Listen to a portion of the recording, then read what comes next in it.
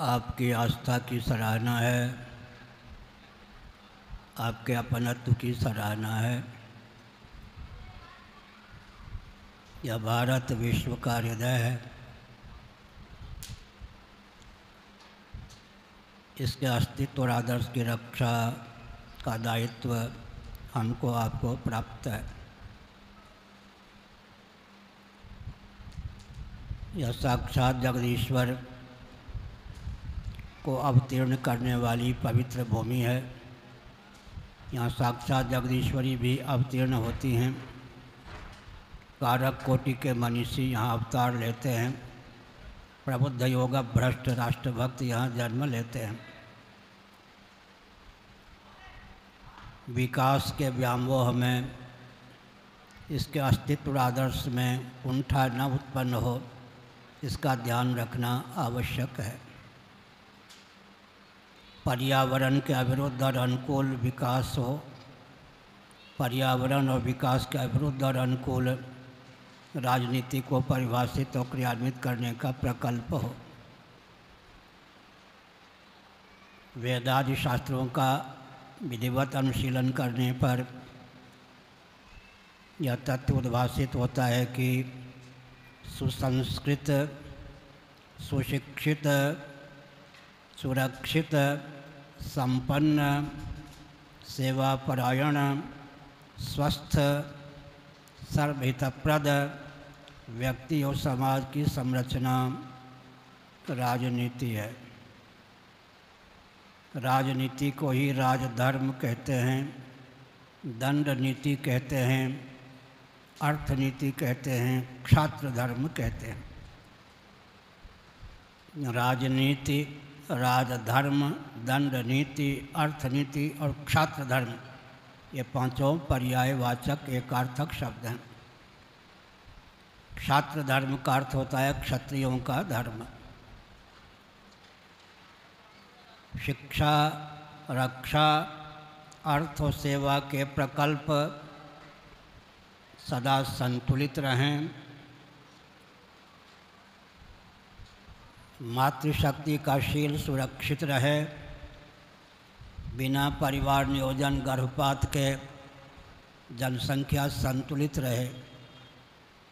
इसकी स्वस्थ विधा का नाम ही सनातन वर्णाश्रम व्यवस्था है। हर व्यक्ति की जीविका जन्म से सुरक्षित, हर व्यक्ति का जीवन दुर्व्यसन मुक्त, यह सनातन वर्णाश्रम व्यवस्था की अपूर्वता है। America, Britain, Germany, Japan, France, इन देशों में परंपरा से वर्णाश्रम व्यवस्था का विलोप है। अतः वैकल्पिक ब्राह्मण, क्षत्रिय, वैश्य, शूद्र बनाने की लाचारी उनको प्राप्त है, व्यवस्था उनको प्राप्त है। वैकल्पिक ब्राह्मण, क्षत्रिय, वैश्य, शूद्र आदि बनाएंगे तो समय का अधिक उपयोग होगा, संपत्ति का अधिक उपयोग होगा, फिर भी संस्कार का आधान नहीं हो सकेगा, संतुलन बिगड़ जाएगा। इसलिए परंपरा प्राप्त जो वर्णाश्रम व्यवस्था है उसमें विकृति न आवे, उसका विलोप न हो, इसके लिए कटिबद्धता की आवश्यकता है। श्रीमद् भगवद गीता के प्रथम अध्याय में अर्जुन का वचन है, जाति धर्माः कुलधर्माश्च शाश्वताः कुलधर्माः सनातनाः।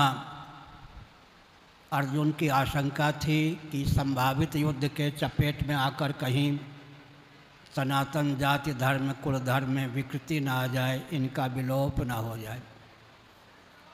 ऐसी स्थिति में सनातन जाति धर्म, कुल धर्म को विकृत या विलुप्त करने का प्रयास न करके इनके स्वरूप, स्वभाव और प्रभाव को समझकर इन्हें क्रियान्वित करने का प्रयास करना चाहिए।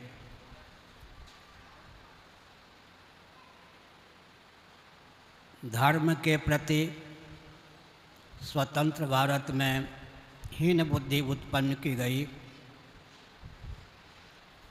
जबकि वेदों का अनधिगत अबाधित अपूर्व तात्पर्य धर्म और ब्रह्म में ही सन्निहित है।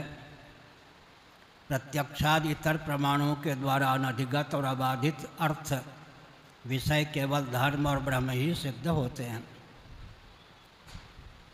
वेदों का तात्पर्य पूर्वोत्तर मीमांसा के माध्यम से व्यक्त हुआ है। पूर्व मीमांसा का प्रारंभ अथा तो धर्म जिज्ञासा इस सूत्र से हुआ है। उत्तर मीमांसा का प्रारंभ अथा तो ब्रह्म जिज्ञासा इस सूत्र से हुआ है। विचारणीय विषय यह है कि धर्म भव्य है, अनुष्ठेय है, साध्य है। क्या कर्तव्य है, क्या अकर्तव्य है, क्या धर्म है, क्या अधर्म है, इसमें वेदादि शास्त्र ही प्रमाण सिद्ध हैं। अतः धर्म का परिज्ञान वेदादि शास्त्रों के द्वारा ही संभव है। अमरकोश में, अग्नि पुराण में, मत्स्य पुराण में धर्म की निरुक्ति प्राप्त है। धारणात् धर्म, जो धारक हो, उद्धारक हो, उसका नाम धर्म है। अब हम सिद्ध कोटि के और साध्य कोटि के धर्म का वर्णन करते हैं। दर्शन, विज्ञान और व्यवहार तीनों में सामंजस्य साध कर, ताकि जितने विचारक हैं, सत्य सहिष्णु हैं, वे धर्म के स्वरूप और प्रभाव को समझ सकें।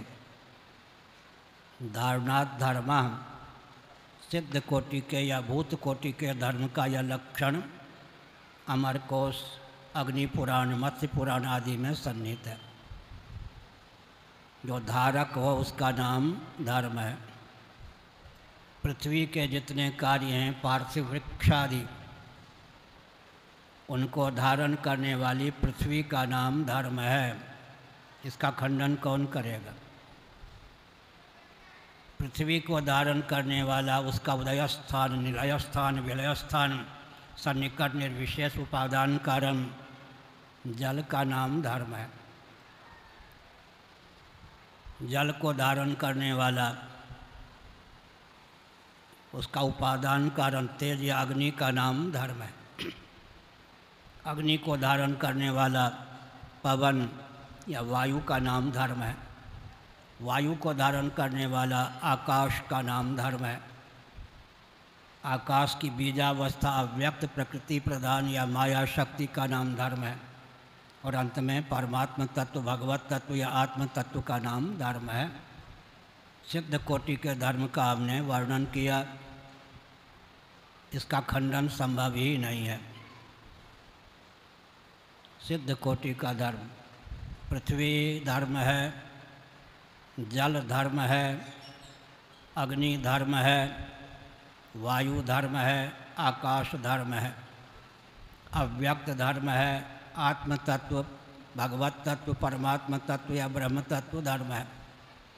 कठोपनिषद में आत्मा को धर्म कहा गया। बौद्धागम का अनुशीलन करने पर भी आत्म तत्व सिद्ध कोटि का धर्म सिद्ध होता है। इस प्रकार गणित की दृष्टि से या कृषि विज्ञान की दृष्टि से जो हमने प्रतिपादन किया, इस धर्म का खंडन संभव नहीं है। जड़ के मूल में जड़ ही नहीं मान सकते। वेदांत प्रस्थान में सच्चिदानंद तत्व ही सबका निमित्त और उपादान कारण है। जगत को बनाने वाला भी जगदीश्वर, जगत के रूप में समुल्लसित भी जगदीश्वर। हम जिसको परमात्मा कहते हैं वह काल के द्वारा कबलित नहीं होता, नित्य है, सत्य है, सदा रहने वाला है।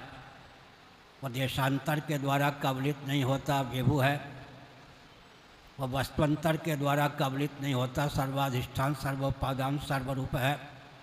कालकृत, देशकृत, वस्तुकृत, परिच्छेद विनिर्मुक्त, सद्घन, चिद्घन, आनंद घन परमात्मा तत्व ही धर्म है, सिद्ध कोटि का धर्म।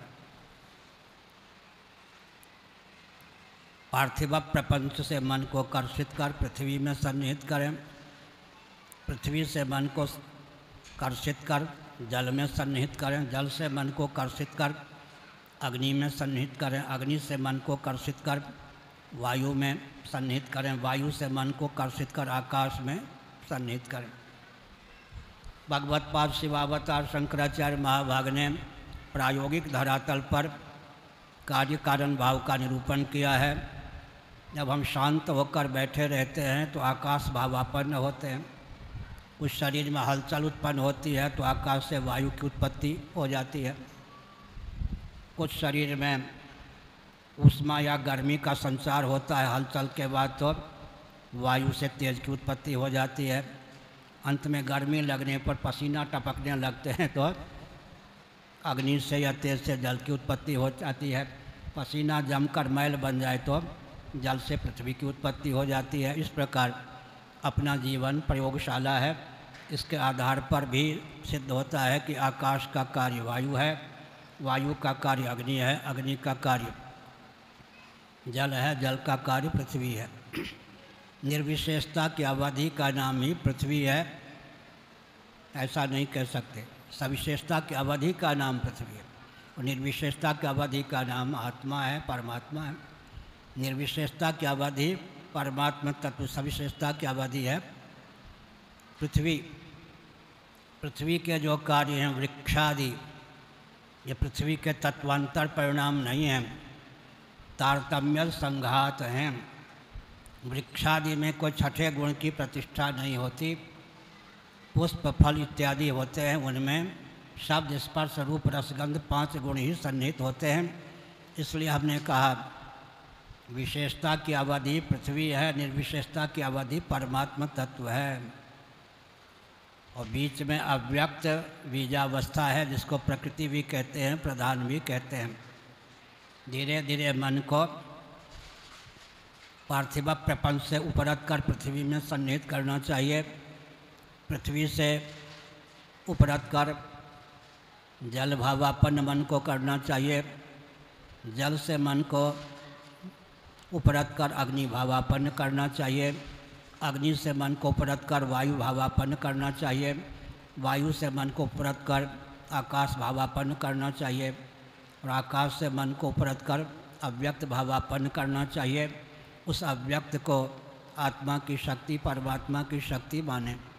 ब्रह्म शक्ति रेव प्रकृति। आर्किमेडीज का कथन था,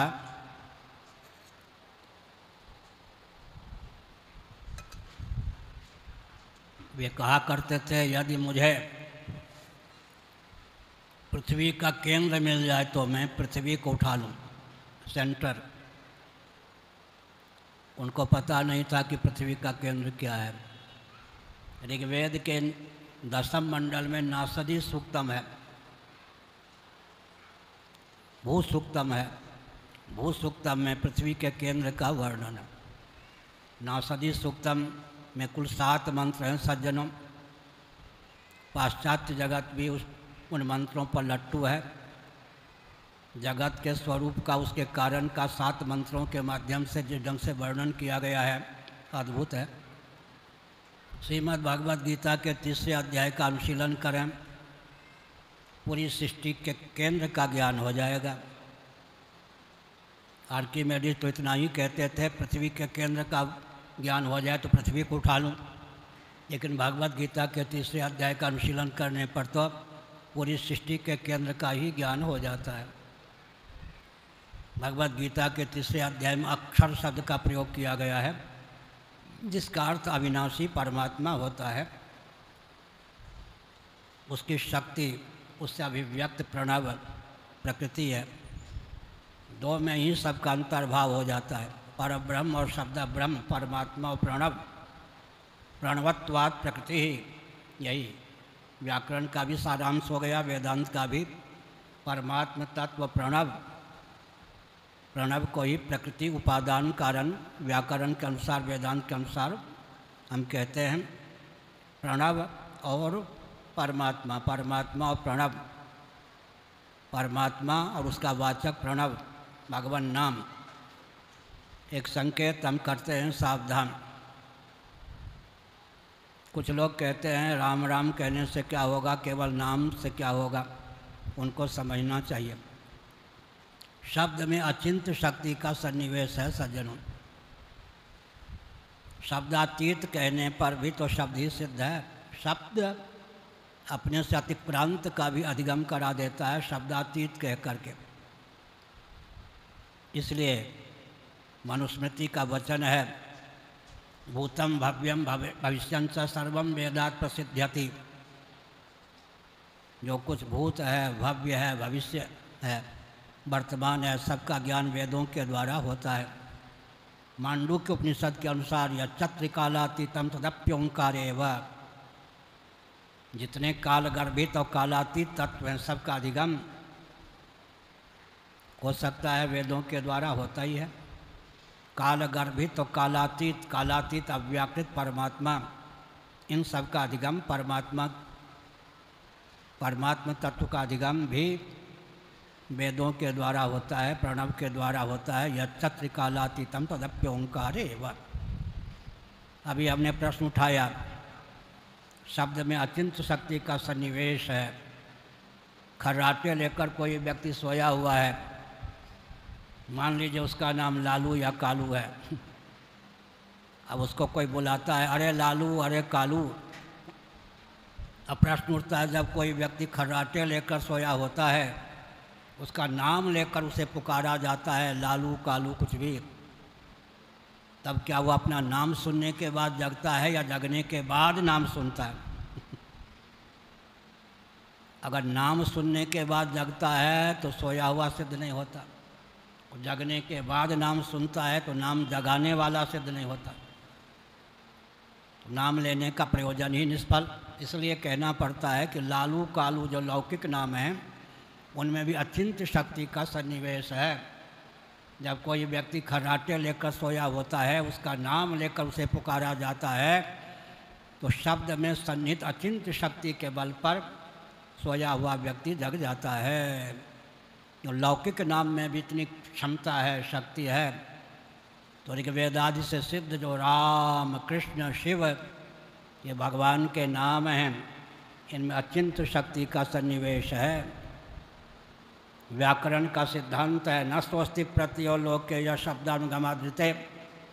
व्याकरण से संबद्ध ग्रंथ वाक्यपदीयम का वचन मैंने कहा, न स्वस्ति प्रत्ययो लोके या शब्दानुगमादृते।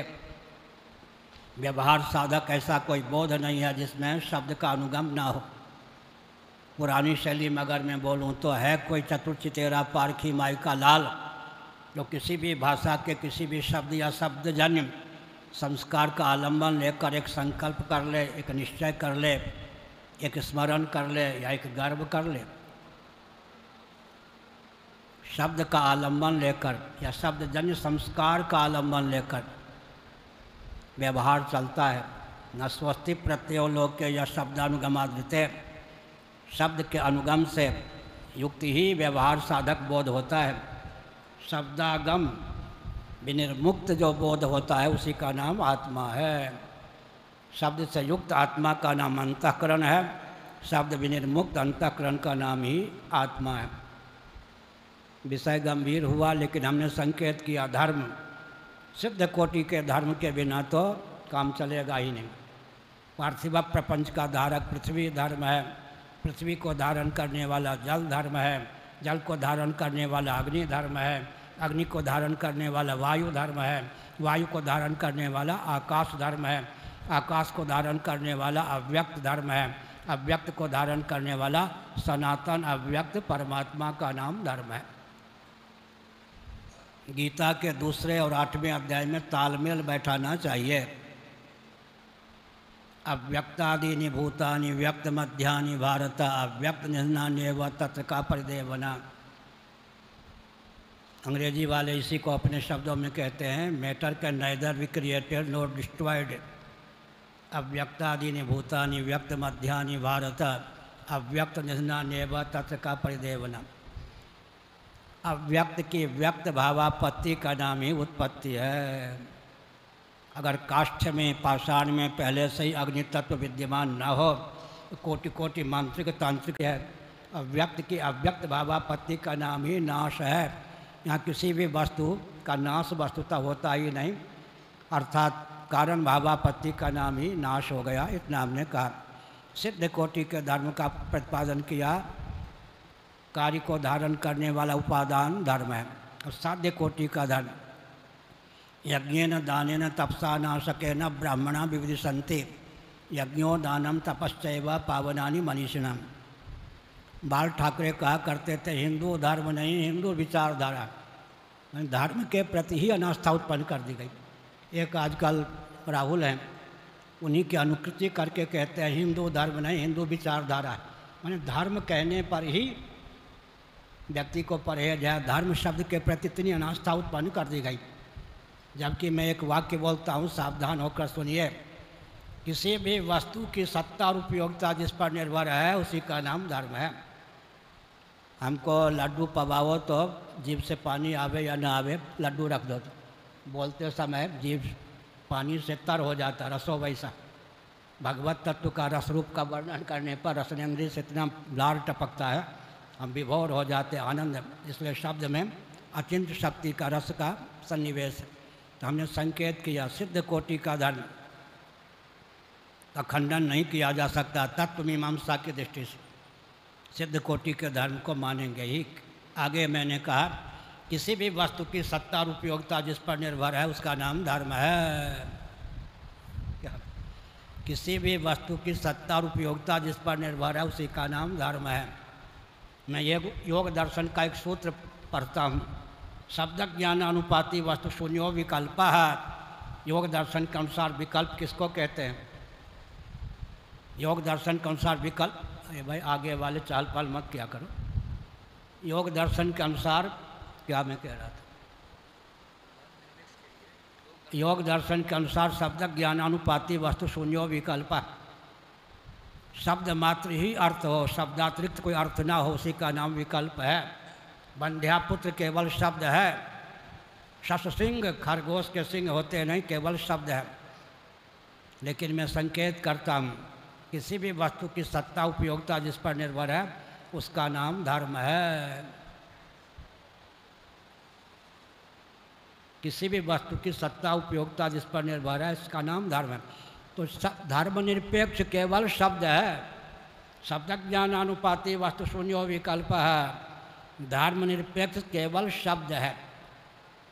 कोई वस्तु और व्यक्ति धर्म निरपेक्ष हो जाए संभव नहीं।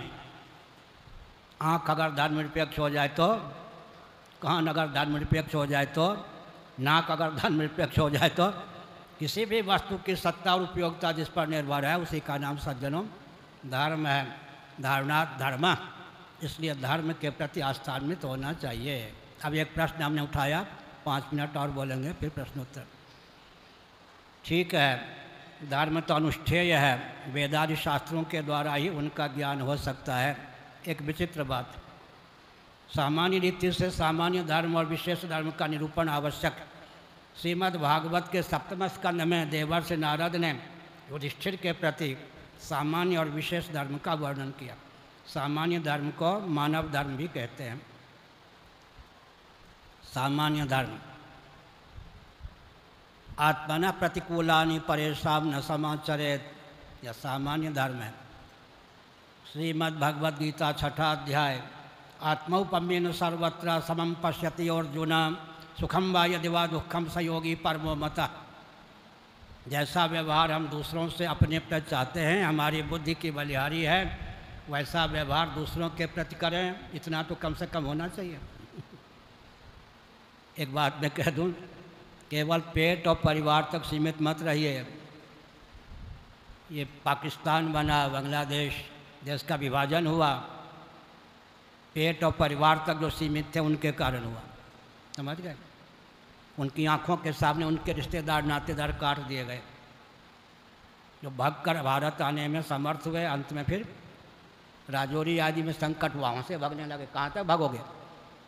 जो पेट और परिवार तक सीमित रहता है उसकी दुर्दशा हो जाती है। पेट और परिवार की उपेक्षा मत कीजिए, लेकिन केवल पेट और परिवार तक सीमित रहना मानवोचितशील नहीं है। मैंने कहा ऐसा जैसा व्यवहार हम दूसरों से अपने पर चाहते हैं, हमारी बुद्धि की बलिहारी है, दूसरों के प्रति वैसा व्यवहार करें। आत्मना प्रतिकूलानि परेशान न समाचरेत। एक हिंसक भी दूसरों से अपने प्रति अहिंसा की भावना रखता है, महाभारत के अनुसार।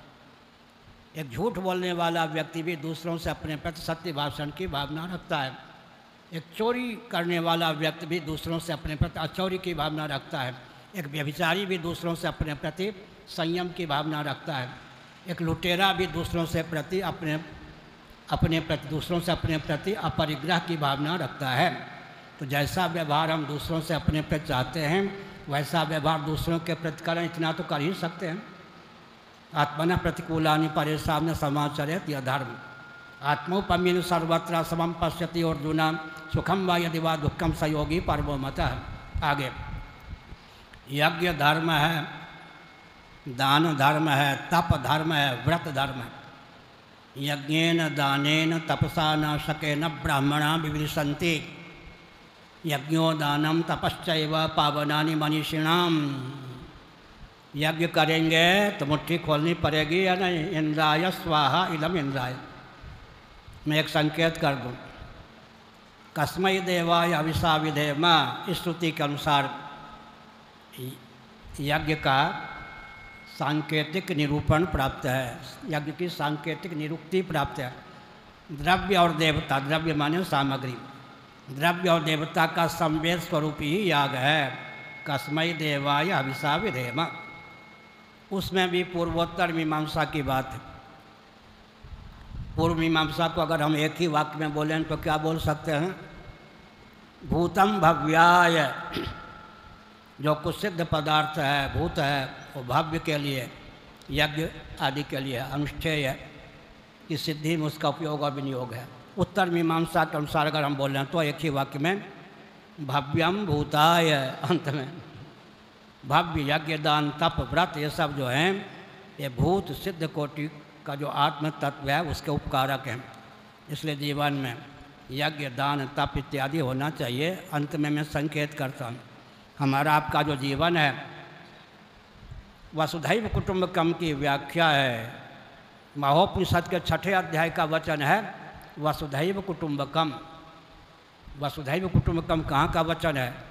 महोपनिषद के 6ठे अध्याय का।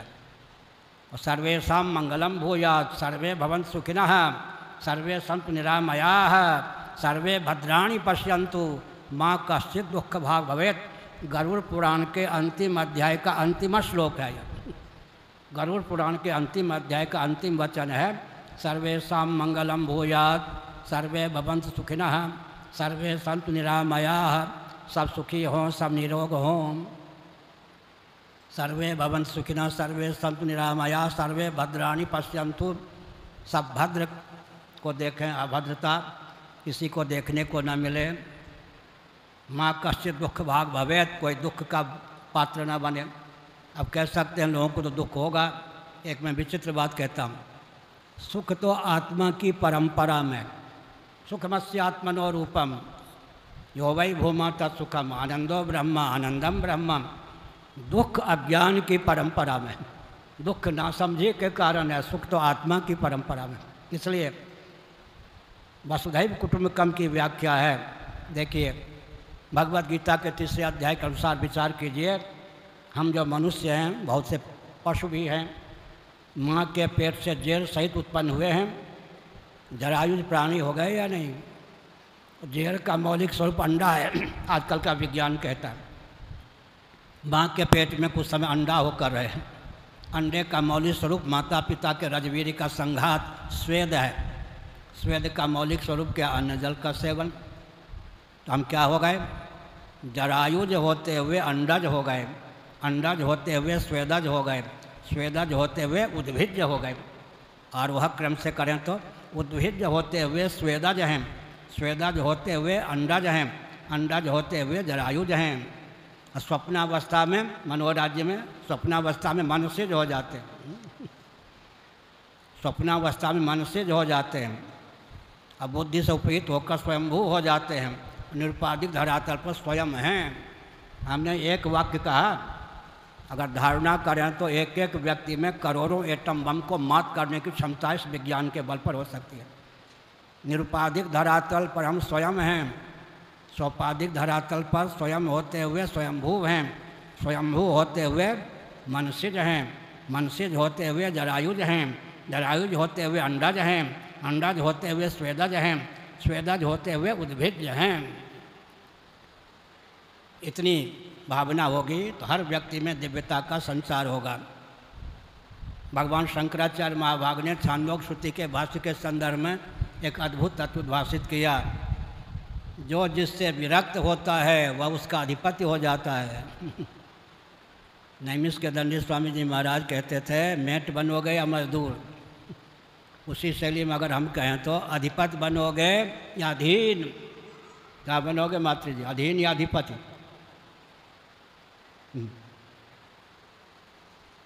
बैठी। हाँ, अधिपति बनोगे या अधीन?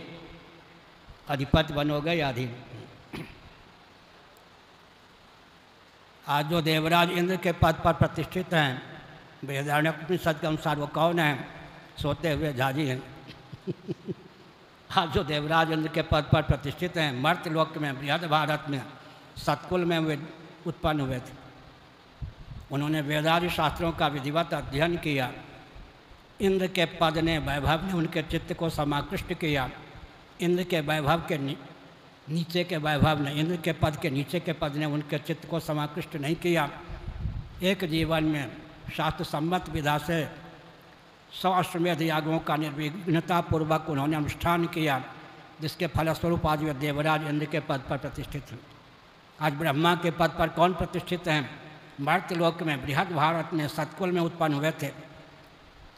अहंग्रह उपासना जिनकी परिपुष्ट हो गई, जिसके फलस्वरूप देहत्याग के बल पर वे ब्रह्मा के पद पर प्रतिष्ठित हुए। अंत में मैं एक वाक्य बोलता हूँ, वेदादि शास्त्रों में क्या लिखा है, ये सब कहने वाले बकवास करते हैं। वेदादि शास्त्र सम्मत कर्मकांड, उपासना कांड, ज्ञान कांड को ताक पर रख दें, क्या होगा? नरक और नारकीय प्राणियों का समुदाय ही विश्व होगा। विश्व में कहीं भी कोई दिव्यता आपको दृष्टिगोचर होती है, हमको आपको दृष्टिगोचर होती है, अपने जीवन में कोई दिव्यता परिलक्षित होती है, समझना चाहिए वेदादि शास्त्र सम्मत कर्मकांड, उपासना कांड, ज्ञान कांड के कारण। एक और तत्व उद्भाषित कर दें, सावधान। इंद्रियों की गति केवल वर्तमान तक होती है। भौतिकवादी से पाला पड़ जाए मातृप्रसाद तो कैसे मौन करोगे उसको? जितने भौतिकवादी होते हैं सबसे पोल पट्टी तो उनकी है, पंचभूतों को भी नहीं जानते। जो अध्यात्मनिष्ठ व्यक्ति होगा वही पंचभूतों को जानेगा या नहीं? कहने को भौतिकवादी होते हैं, उनको तो पंचभूतों का ज्ञान भी नहीं, वो कुछ है ही नहीं कुछ। इसलिए हमने संकेत किया, जितने भौतिकवादी होते हैं चेतना विशिष्ट शरीर को आत्मा मानते हैं, देहात्मवादी होते हैं, लेकिन बुरा न मानो होली है।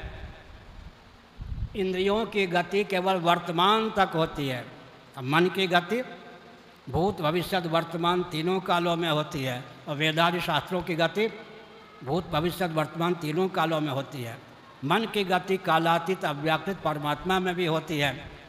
वेदादि शास्त्रों की गति कालातीत परमात्मा में भी होती है। इसलिए मनोमय कोश में ही तैत्तिरीय उपनिषद के अनुसार वेदादि शास्त्रों की प्रतिष्ठा है। इतना हमने संकेत किया। अब तक के प्रवचन का सारांश, सनातन शास्त्र सम्मत भोजन, वस्त्र, आवास, शिक्षा, स्वास्थ्य, यातायात, उत्सव, त्यौहार, रक्षा, सेवा, न्याय और विवाह का विज्ञान इस रॉकेट, कंप्यूटर, एटम, मोबाइल युग में भी सर्वोत्कृष्ट। मैं जब 10वीं कक्षा का विद्यार्थी था 65 साल पहले, तब यह वाक्य बनाया था मैंने। भोजन, वस्त्र, आवास, शिक्षा, स्वास्थ्य, यातायात, उत्सव, त्यौहार, रक्षा, सेवा, न्याय और विवाह का जो विज्ञान सनातन धर्मियों का है, इस रॉकेट, कंप्यूटर, एटम, मोबाइल युग में भी सर्वोत्कृष्ट है।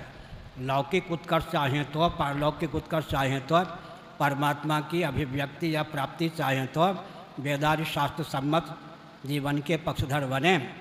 अंत में वैशेषिक दर्शन का दूसरा सूत्र क्या कहता है?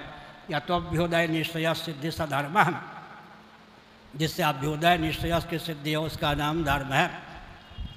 लौकिक उत्कर्ष हो, पारलौकिक उत्कर्ष हो, निश्चय मोक्ष की अभिव्यक्ति या प्राप्ति के अविरुद्ध बोध हो।